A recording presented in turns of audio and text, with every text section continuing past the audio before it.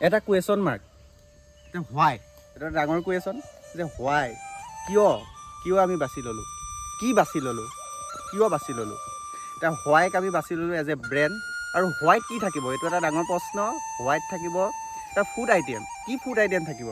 ম'ম'। আমি ম'ম' কিয় হোৱাইট বাছি ল'লোঁ?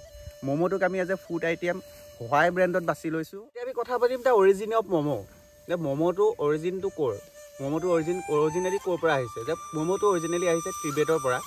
প্ৰথম ম'ম'টো টিবেটত ইণ্ট্ৰডিউচ কৰা হৈছিলে আৰু তাত চিকেনত বনোৱা নাছিলে, তাত ইয়াকৰ যোনটো মাংস তাৰ পৰা ম'ম' বনাইছিলে। তাৰ পৰা লাহে লাহে নেপাললৈ আহিলে। নেপালত যেতিয়া টিবেটানসকলে ব্যৱসায় কৰিবলৈ আহিলে, তেওঁলোকে ম'ম'টো তাত ইণ্ট্ৰডিউচ কৰিলে।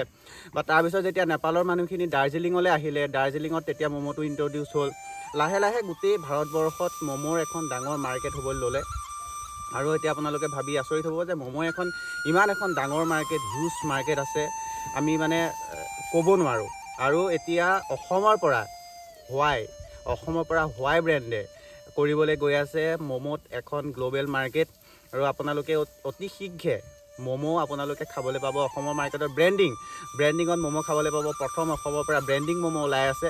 যেনেকৈ অসমৰ পৰা বিভিন্ন ধৰণৰ ব্ৰেণ্ড ওলাই আছে, এতিয়া অসমৰ পৰা এটা ম'ম' ব্ৰেণ্ড ওলাই আছে। ব্ৰেণ্ডিঙত আপোনালোকে ম'ম' খাবলৈ পাব অতি শীঘ্ৰে। ফ্ৰ'জেন ম'ম' খাবলৈ পাব, ফ্ৰেছ ম'ম' খাবলৈ পাব। গতিকে আপোনালোকে অতি সোনকালে অসমৰ বজাৰত ওলাবলৈ গৈ আছে হোৱাই ম'ম'।